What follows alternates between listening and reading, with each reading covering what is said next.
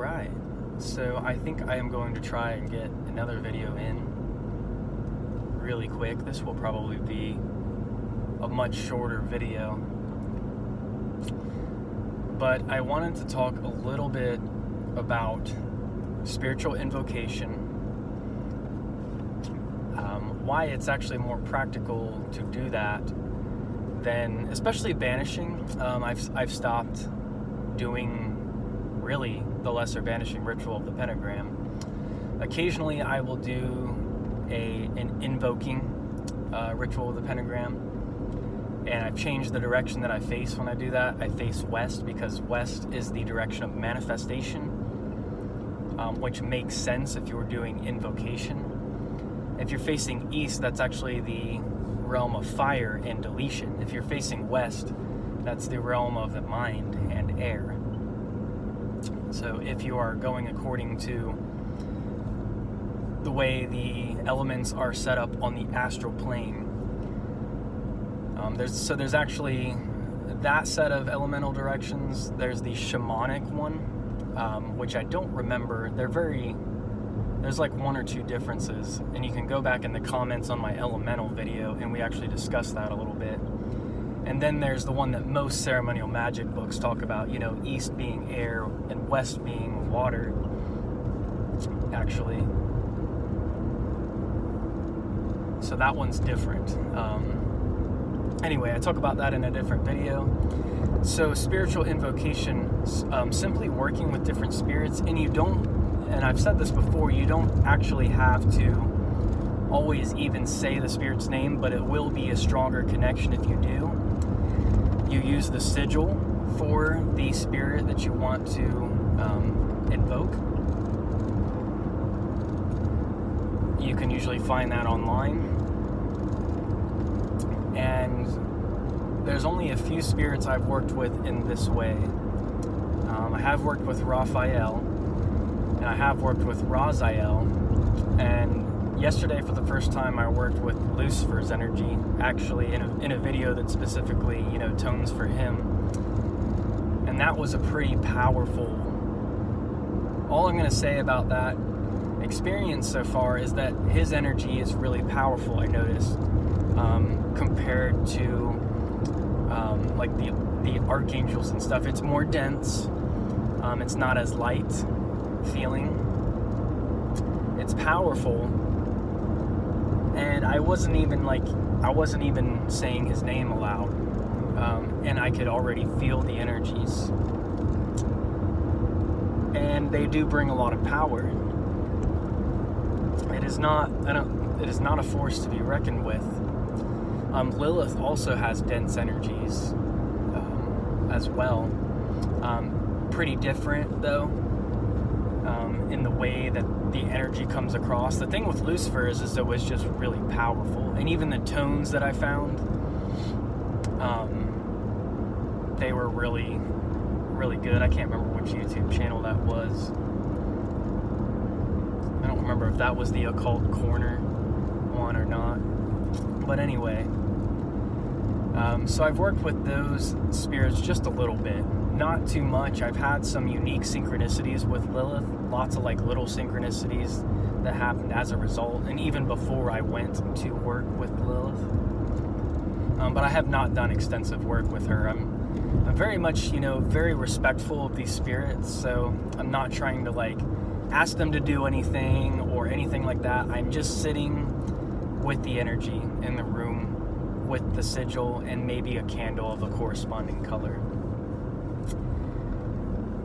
So this is a really practical way to start connecting with these different spirits.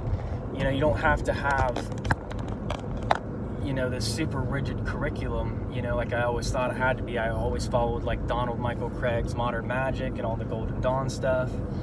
But it's not necessarily necessary to go that path. Just start working with sigils and start working with different entities, the ones that you feel resonate, best with you.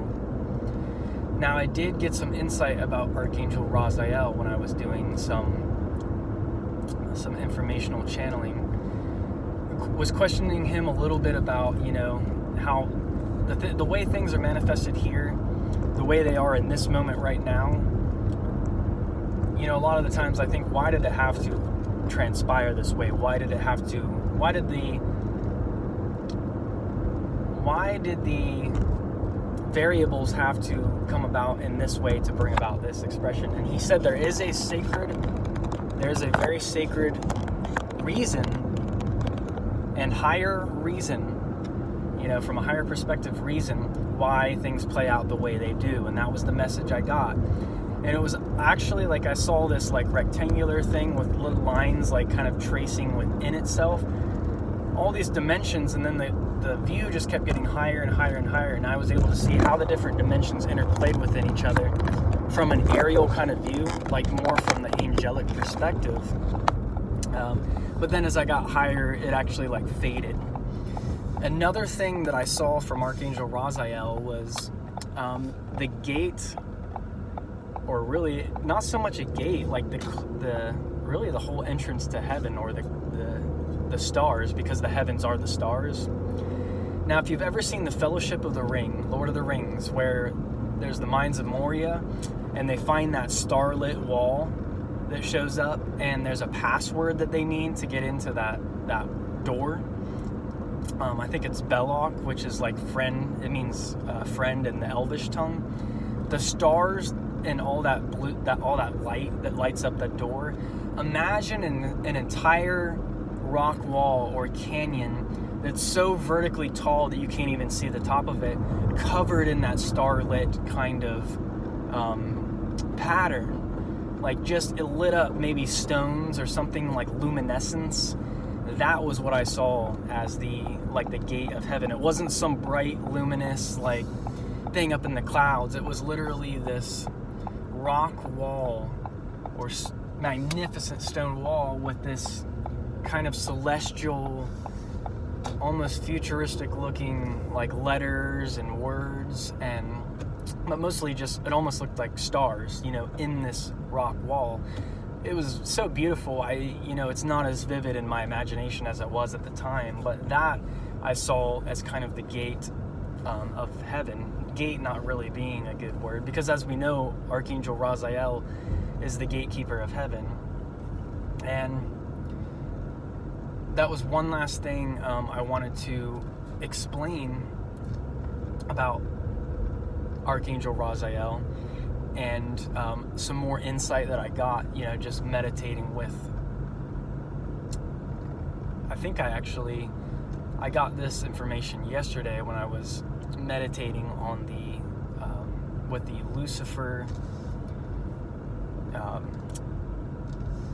the Lucifer tones, as I was questioning, what is the relationship between Raziel and Lucifer, because I know that they are both, they work together in a way. And the answer I got almost immediately, and I just went with that first intuition, was that they are like brothers. Like Lucifer and Raziel are like brothers, but they kind of just have like these completely different roles, but they work for the same source. Now, Lucifer is he has the hardest job, in a sense that he works with all of the darker souls. Think of him as the prison warden. The prison warden is the guy who guards over all that stuff, and he's, basically keeping everyone in their cells. These souls that just really are, have done just awful things, the most dangerous people, we'll put it that way. He's the one that has to watch over all that stuff. He deals with the darkest aspects of all of those, afterlives and dimensions, and I'll call them densities, the most dense densities, and thick energies. He deals primarily over that, or is the overseer of the underworld, of course, Lucifer. So he really has the hardest job of the divine. Now, Raziel has kind of the flip side to that, as the one who has he has the giant book. He has the book of Akasha, the Akashic records, and he does that same role, that same task, But he is on the flip side of it as the gatekeeper of heaven. He is literally like challenging souls, and Lucifer does this as well. He's challenging souls. It's always a catalyst, but he's kind of seeing if they're worthy or if they actually live up to the expectations under natural law, you know, of did they really, you know, are they really worthy to make their way in to that higher realm. It's basically, he's like the tester. He's more like the righteous examiner, we'll put it that way. Whereas Lucifer deals with more of the damned souls, or the ones who are stuck in some ring of hell. Like they have, you know, something going on, like pride real heavy or something like that. So you almost have to work through Lucifer and his energy really before you can even ascend up to, you know, the starry heavens or the zodiac. That's where Raziel really is working. That gate, that canyon wall I just told you about, he's the gatekeeper of that.